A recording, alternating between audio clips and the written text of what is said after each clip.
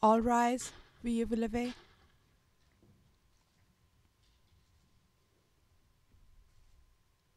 The International Criminal Court is now in session. L'audience de la Cour pénale internationale est ouverte.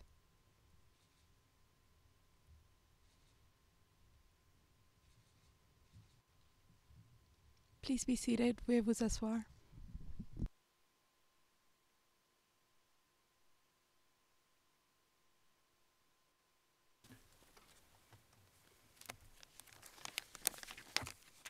Bonjour à toutes et bonjour à tous. Madame la greffière d'audience, veuillez citer l'affaire, je vous prie. Merci, Monsieur le Président. La situation en République démocratique du Congo dans l'affaire Le Procureur contre Thomas Lubanga Diallo. Référence de l'affaire ICC 0104-0106. Nous sommes en audience publique. Je vous remercie. Je souhaiterais demander aux représentants légaux des victimes, au bureau du Conseil public pour les victimes, au conseil de M. Lubanga et au fond, au profit des victimes, de se présenter pour le compte-rendu de l'audience. L'équipe V01 des représentants légaux des victimes, veuillez vous présenter.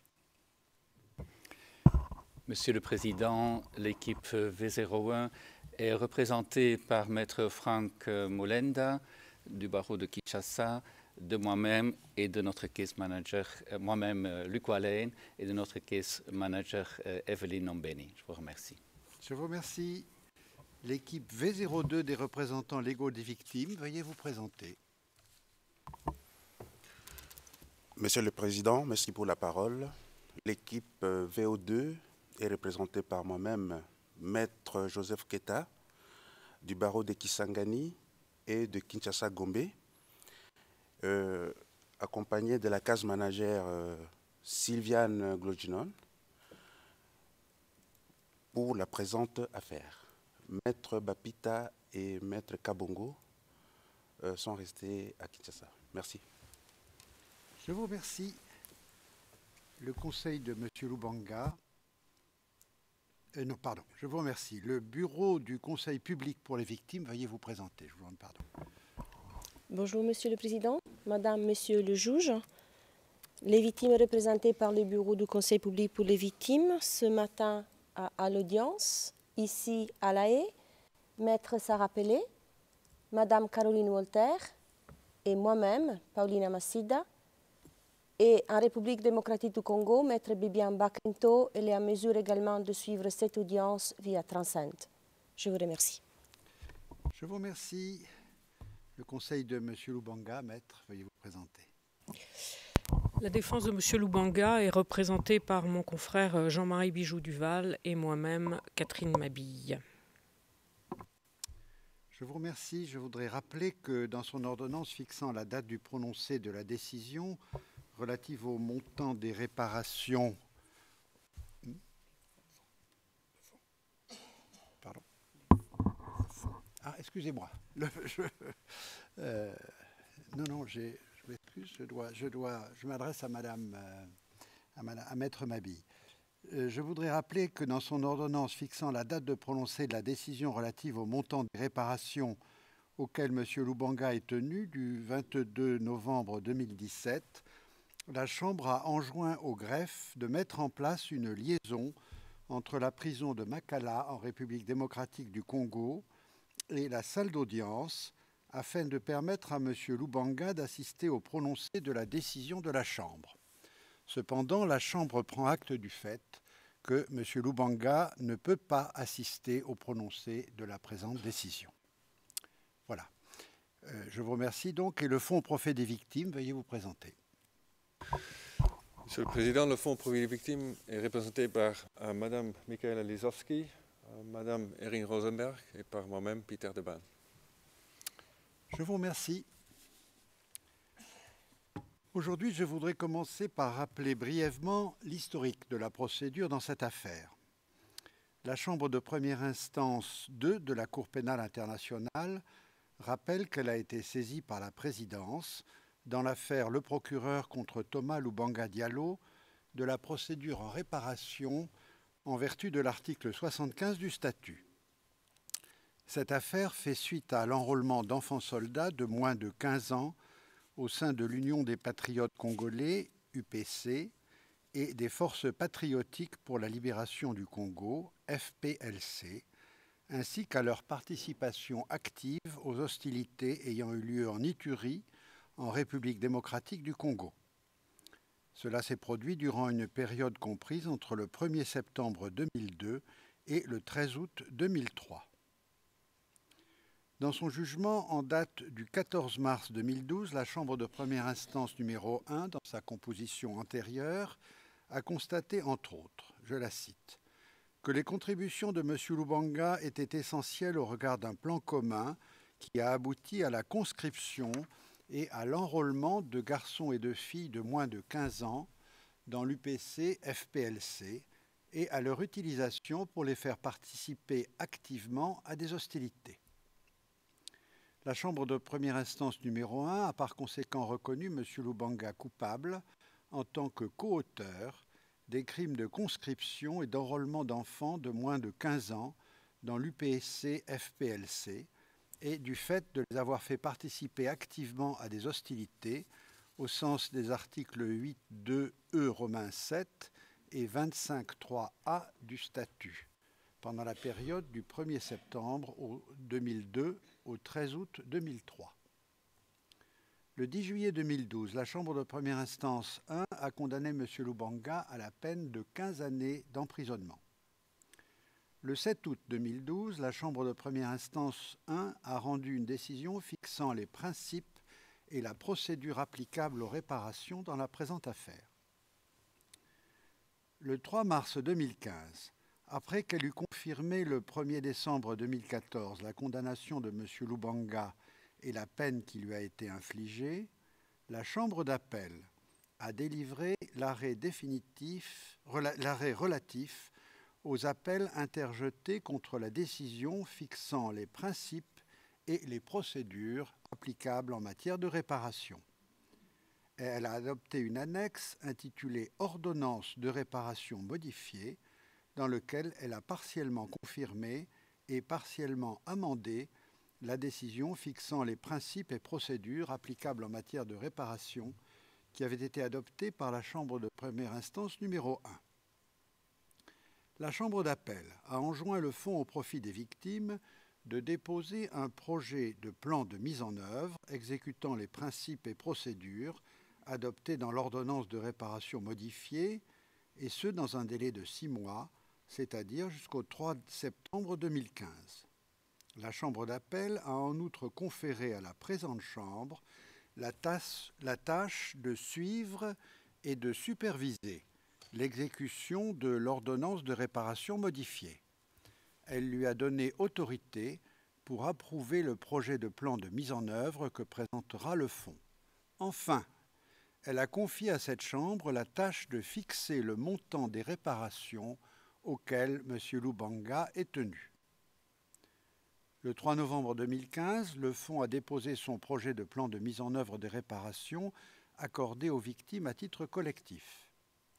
Le 9 février 2016, cette Chambre a différé l'approbation du projet de plan de mise en œuvre au motif que ce dernier n'était pas conforme aux instructions de la Chambre d'appel.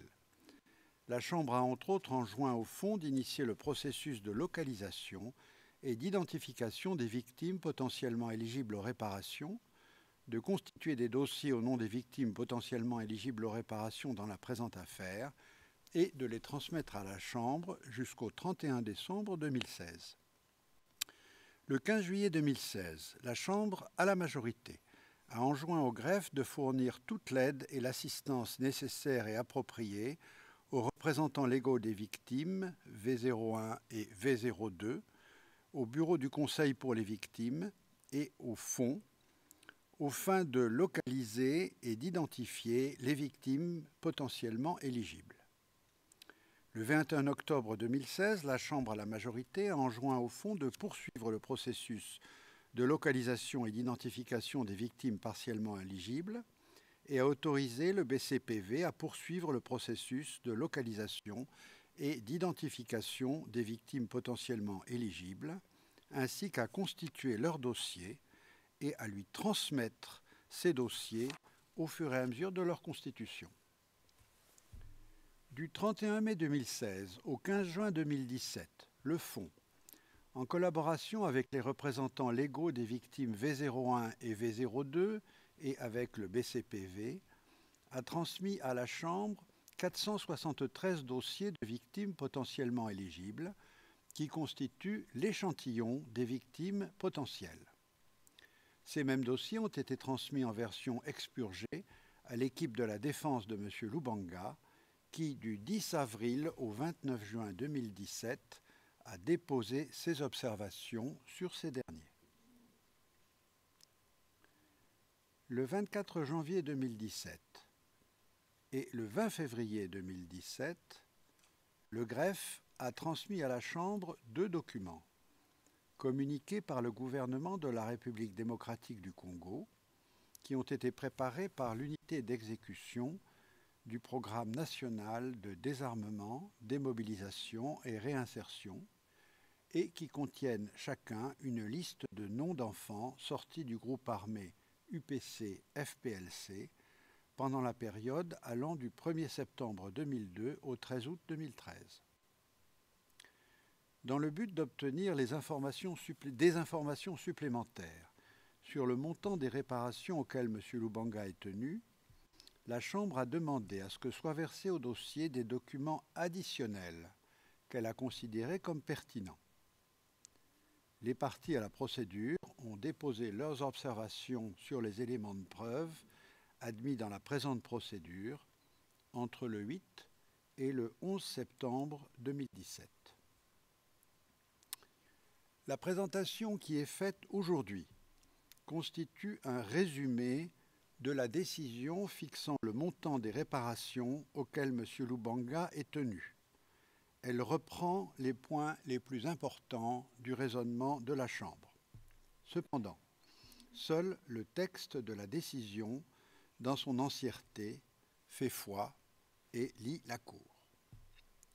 Je tiens à souligner que la présente décision fait partie intégrante et complète de l'ordonnance de réparation modifiée rendue en vertu de l'article 75 du statut de Rome et qu'elle est donc susceptible de faire l'objet d'un appel en vertu de l'article 82.4 du statut et de la règle 150.1 du règlement de procédure et de preuve. Je tiens également à souligner que la décision qui est rendue aujourd'hui est fondée sur l'échantillon de victimes potentielles mises à la disposition de la Chambre, mais aussi sur tous les autres éléments de preuve mis à la disposition de la Chambre, y compris les conclusions de la Chambre de première instance numéro 1, la documentation ouverte disponible, ainsi que les observations des parties. Avant de passer à la lecture du résumé, je voudrais porter à votre attention que la présente décision se comporte sous la forme de 4 documents. La première partie, le document principal, contient le raisonnement que cette Chambre a adopté pour déterminer le montant des réparations auxquelles M. Lubanga est tenu. La seconde partie est constituée de 3 documents, à savoir le rappel de la procédure, l'examen individuel sous la forme d'un tableau des 473 dossiers de victimes figurant dans l'échantillon et le tableau récapitulatif des différentes variantes de calcul du nombre des victimes à partir des documents additionnels mis à la disposition de la Chambre dans le cadre de la procédure en réparation. Pour des raisons pratiques, ces documents sont placés en annexe à la présente décision. Le document contenant l'examen individuel des 473 dossiers est classé confidentiel ex parte afin de protéger l'identité des victimes. J'évoquerai en premier lieu l'examen auquel a procédé la Chambre des différents éléments de preuve mis à sa disposition en vue de déterminer le montant de la responsabilité de M. Lubanga, et je commencerai par les jugements et décisions antérieures. La Chambre rappelle à cet égard que dans son jugement portant condamnation, la Chambre de première instance 1 a reconnu M. Lubanga comme étant coupable des crimes de conscription et d'enrôlement d'enfants de moins de 15 ans dans l'UPC-FPLC et du fait de les avoir fait participer activement à des hostilités comme co-auteurs au sens de l'article 25.3a du statut. La Chambre rappelle que la Chambre de première instance 1 a conclu, je la cite, que le nombre ou la proportion exacte de recrues âgées de moins de 15 ans n'a fait l'objet d'aucune conclusion tirée au-delà de tout doute raisonnable, et qu'elle a également indiqué que le nombre des victimes des crimes commis en l'espèce est incertain. Fin de citation. La Chambre rappelle également que dans sa décision relative à la peine, la Chambre de première instance 1 a souligné en outre la gravité des crimes pour lesquels M. Lubanga a été déclaré coupable et a relevé que les crimes en question ont été commis à une grande échelle et de manière généralisée. Partant, la Chambre rappelle les conclusions au-delà de tout doute raisonnable de la Chambre de première instance 1 dans le jugement portant condamnation, à savoir qu'un nombre important d'enfants de moins de 15 ans ont été utilisés par l'UPC-FPLC comme soldats d'escorte et comme gardes de corps pour les membres de l'état-major général et les chefs militaires entre septembre 2002 et le 13 août 2003. Que la branche armée de l'UPC-FPLC a procédé au recrutement généralisé de jeunes gens, dont des enfants de moins de 15 ans, et qu'une unité spéciale, dite des Kadogo, a été formée avec des effectifs principalement âgés de moins de 15 ans, et que des chefs militaires de l'UPC-FPLC utilisaient fréquemment des enfants de moins de 15 ans comme gardes de corps. En outre, la Chambre note que la Chambre de première instance 1 et la Chambre d'appel ont explicitement relevé que le petit nombre de victimes participant à la procédure n'était pas révélateur du nombre probable d'enfants soldats. En second lieu, la Chambre a examiné un échantillon de victimes qui avaient présenté des demandes de réparation et un dossier. En raison des crimes pour lesquels M. Lubanga a été condamné, les victimes potentiellement éligibles aux réparations comme victimes directes doivent établir principalement leur statut d'enfant soldat au sein de l'UPC-FPLC pendant la période visée par les charges. En sus du statut d'enfant soldat de la victime directe, les victimes indirectes doivent démontrer être unies par un lien personnel étroit avec un enfant soldat.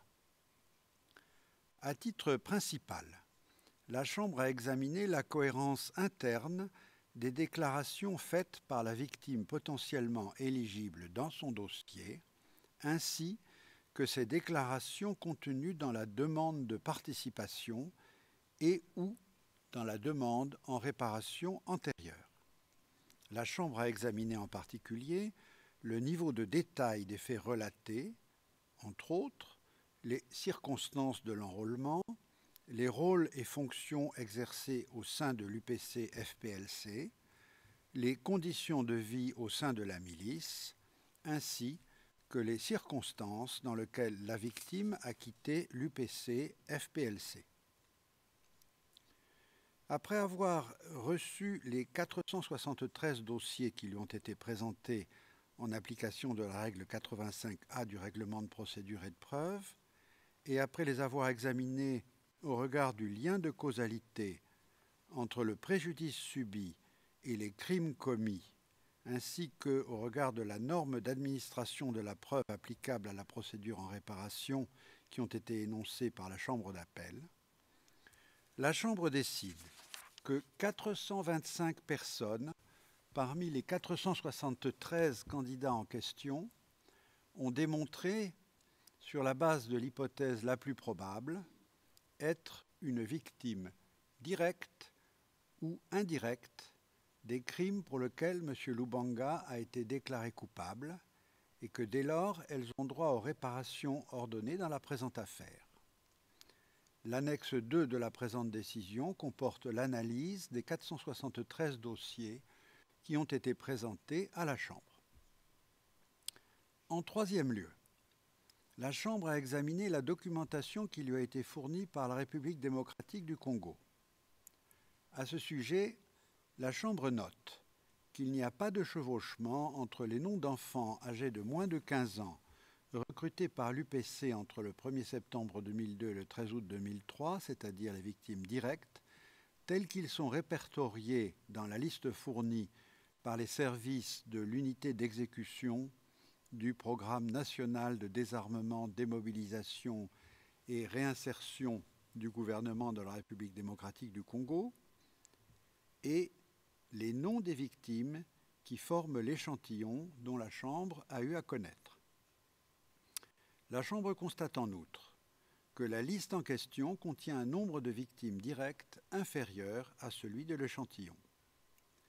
La Chambre constate par ailleurs que ces listes ne reflètent pas les enfants soldats qui se sont auto-démobilisés. À cet égard, la Chambre note que selon les Nations Unies et les organisations non gouvernementales ayant participé au programme de DDR, les enfants soldats qui se sont autodémobilisés sont très nombreux.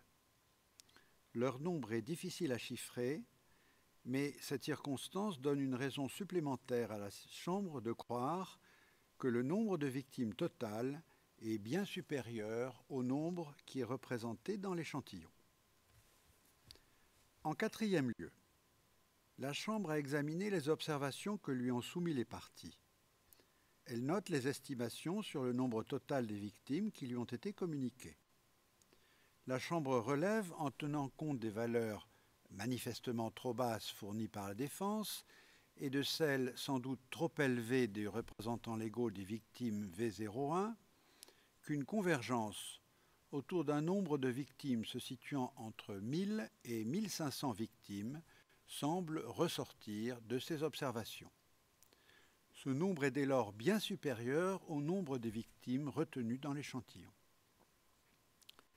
En cinquième lieu, la Chambre a également examiné les documents additionnels qui ont été versés au dossier. À ce sujet, la Chambre note que ces documents additionnels semblent indiquer que potentiellement des milliers d'enfants de moins de 15 ans ont servi dans les rangs de l'UPC-FPLC à un moment ou à un autre durant la période visée par les charges. L'annexe 3 de la présente décision contient la description des différentes méthodes de calcul possibles qui ont été établies entre autres à l'aide des informations recueillies dans les documents additionnels permettant de déterminer un nombre illustratif de victimes. Ainsi, après avoir pris connaissance des conclusions pertinentes de la Chambre de première instance 1 à l'égard du nombre des victimes, des observations du Fonds dans son projet de plan de mise en œuvre en date du 3 novembre 2015, après avoir examiné les éléments de preuve additionnels versés au dossier dans la phase des réparations, ainsi que les observations des parties afférentes, la Chambre n'est pas parvenue, plus que ne l'avait fait la Chambre précédente, à déterminer un nombre précis de victimes des crimes pour lesquels M. Lubanga a été déclaré coupable. La Chambre considère que bien que la poursuite de l'identification individuelle d'un nombre plus grand de victimes afin de fixer le montant des réparations aurait été souhaitable, les consultations requises pour cette identification auraient eu pour effet de prolonger de manière indue la procédure, préjudiciant ainsi le droit de M. Lubanga à être informé de ses obligations en matière de réparation, ainsi que le droit des victimes à recevoir des réparations dans un délai raisonnable.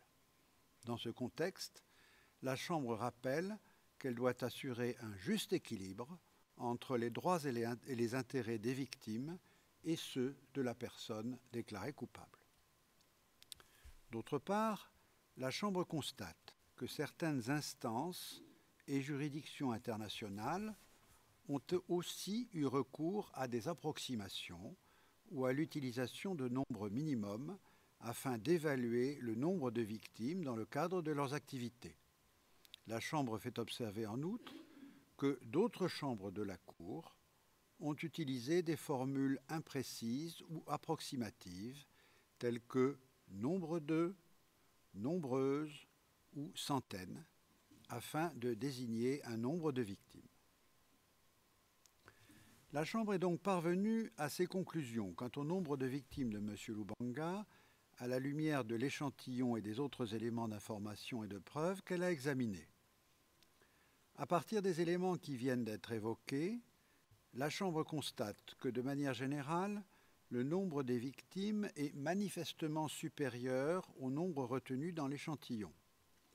En sus des 425 victimes reconnues présentes dans l'échantillon, la Chambre considère que des centaines, voire des milliers de victimes additionnelles ont été affectées par les crimes commis par M. Lubanga. Pour établir la responsabilité propre de M. Lubanga à l'égard des victimes, la Chambre a procédé de la façon suivante. À chaque fois qu'une victime apporte suffisamment d'éléments probants que la Chambre interprète comme un faisceau d'indices, la Chambre présume que la victime a subi un préjudice. Elle décide que ce préjudice comporte un élément matériel, un élément physique et un élément psychologique. En effet, la Chambre considère qu'il est incontestable que les 425 victimes qu'elle a reconnues ont subi une combinaison des préjudices tels que ceux qui ont été définis par la Chambre d'appel. Concernant l'évaluation de l'ampleur du préjudice subi par les 425 victimes, la Chambre rappelle que dans la présente affaire, seules des réparations collectives ont été ordonnées. La Chambre rappelle qu'elle n'a examiné qu'un échantillon de victimes potentiellement éligibles aux réparations dans la présente affaire et que d'autres victimes pourront être identifiées au stade de la mise en œuvre des réparations collectives. Dès lors, la composition exacte du préjudice individuel subi par l'ensemble des victimes potentiellement éligibles reste actuellement inconnue. Pour ces raisons, la Chambre estime qu'il ne convient pas de procéder à une évaluation monétaire séparée de chaque type de préjudice subi individuellement par chaque victime, mais bien à une évaluation du préjudice moyen subi par chaque victime. Au vu des observations qui ont été présentées par les représentants légaux des victimes V01 et V02, de celles du BCPV, au vu de la jurisprudence congolaise pertinente, au vu de ses propres conclusions dans l'affaire Katanga, et au vu de ses conclusions dans la présente affaire au regard des résultats de l'échantillon, la Chambre évalue ex aequo et bono le préjudice subi par chacune des victimes présentes dans l'échantillon, qu'elles soient des victimes directes ou des victimes indirectes, à la somme de $8 000. La Chambre, enfin, rappelle que la portée de la responsabilité de la personne reconnue coupable doit être proportionnelle au préjudice causé et notamment à sa participation à la commission des crimes dont elle a été reconnue coupable dans les circonstances propres à l'affaire. Au vu de l'ensemble des considérations qui précèdent, la Chambre retient que la responsabilité individuelle de M. Lubanga pour les préjudices qu'ont subis les victimes des crimes pour lesquels il a été condamné a été essentielle. La Chambre prend en compte cette appréciation de la responsabilité individuelle de M. Lubanga dans l'évaluation du préjudice subi par les victimes issues de l'échantillon, ainsi que pour le préjudice des victimes qui pourront être identifiées ultérieurement. En conséquence, la Chambre note que l'ampleur du préjudice subi par les 425 victimes retenues s'élève à approximativement $3 400 000. Cependant, comme cela vient d'être rappelé, la Chambre considère que les 425 victimes retenues par la Chambre ne constituent qu'un échantillon de l'ensemble des victimes potentiellement éligibles aux réparations dans la présente affaire. Ainsi, compte tenu des facteurs et des éléments suspensionnés, la Chambre évalue ex aequo et bono la responsabilité de M. Lubanga concernant le préjudice subi par les victimes figurant dans l'échantillon à la somme de 3,4 $, et s'agissant du préjudice subi par les autres victimes, elle l'évalue à la somme de 6,6 millions $, procédant également ex aequo et bono. En conséquence, la Chambre fixe le montant des réparations collectives auxquelles M. Lubanga est tenu à la somme de 10 millions $, qui comprend à la fois sa responsabilité concernant les 425 victimes reconnues dans l'échantillon et sa responsabilité à l'égard de l'ensemble des autres victimes potentiellement éligibles. La Chambre aborde maintenant les questions relatives à la mise en œuvre de la présente décision. S'agissant de la mise en œuvre des réparations collectives à caractère symbolique et des réparations collectives sous forme de prestations de services, la Chambre rappelle qu'elle a approuvé le 21 octobre 2016 et le 6 avril 2017, respectivement, le projet du fonds relatif aux réparations collectives à caractère symbolique et la première phase du projet du fonds relatif aux réparations collectives sous la forme de prestations de services, c'est-à-dire la phase qui constitue dans la sélection des partenaires pour la mise en œuvre de ces réparations collectives. La Chambre rappelle en outre qu'elle a considéré que 425 parmi les 473 personnes ayant présenté un dossier ont démontré sur la base de l'hypothèse la plus probable être une victime directe ou indirecte des crimes pour lesquels M. Lubanga a été déclaré coupable. Elle constitue ainsi un premier groupe de victimes ayant droit aux réparations collectives ordonnées par la Cour. Celles-ci pourront bénéficier des réparations une fois que la mise en œuvre de ces réparations aura commencé. La Chambre rappelle qu'elle a précisé dans sa décision du 13 juillet 2017 que l'éligibilité aux réparations des personnes qui n'ont pas été en mesure de déposer un dossier jusqu'au 31 mars 2017 sera examinée par le Fonds au stade de la mise en œuvre des réparations. Dans ce contexte, la Chambre a pris note de l'information préliminaire sur le processus de sélection des victimes que le Fonds envisage de mettre en place et a constaté que ce dernier a enjoint aux organisations qui soumettront leur candidature afin de mettre en œuvre les réparations conjointement avec le Fonds, de faire des propositions sur le processus de sélection en question. Afin de tirer avantage du travail qui a été accompli par le BCPV et par les représentants légaux des victimes V02, en particulier des contacts qu'ils ont établis avec des victimes potentiellement éligibles, la Chambre invite le Fonds à étudier la possibilité de poursuivre la recherche et l'identification des victimes potentiellement éligibles avec l'assistance du BCPV et des représentants légaux et d'en informer la Chambre sans attendre l'aboutissement de la sélection des partenaires de mise en œuvre et l'approbation que la Chambre doit donner sur la deuxième phase de mise en œuvre des réparations collectives sous la forme de prestations de services.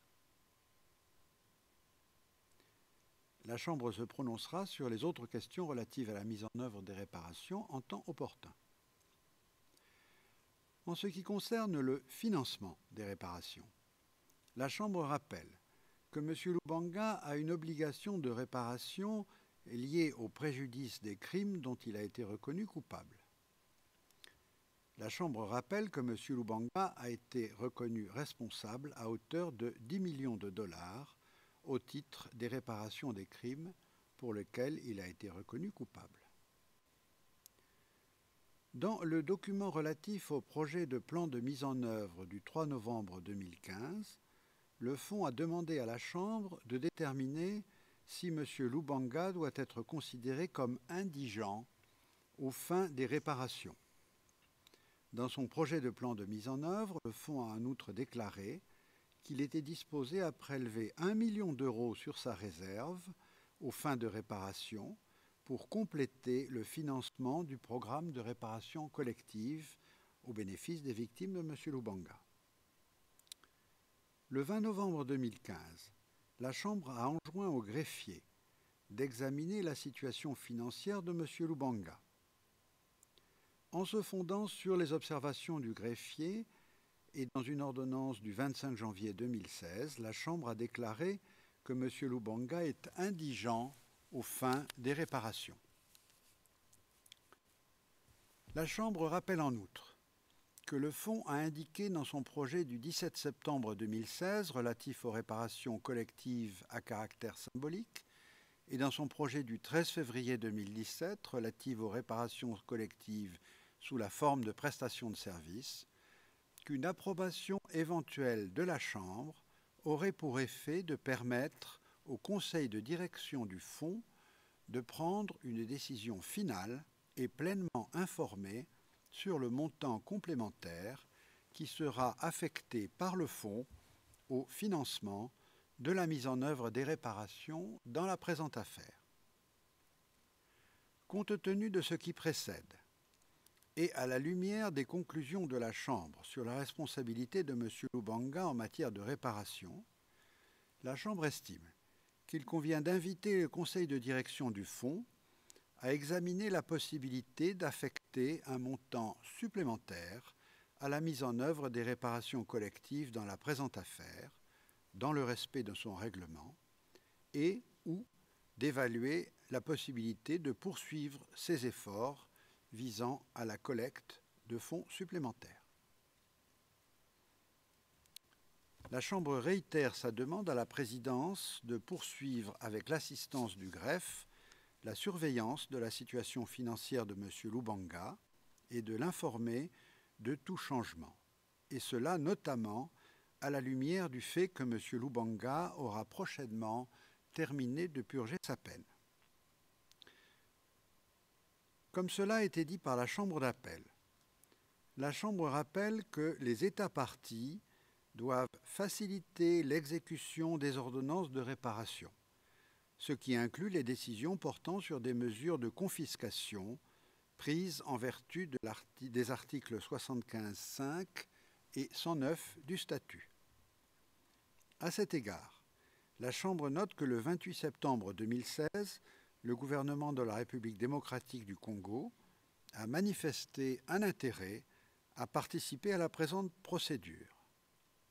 Dès lors, la Chambre enjoint au Fonds de prendre contact avec le gouvernement de la République démocratique du Congo afin d'établir la manière dont celui-ci pourrait contribuer au processus de réparation et de la tenir informé sur ses consultations.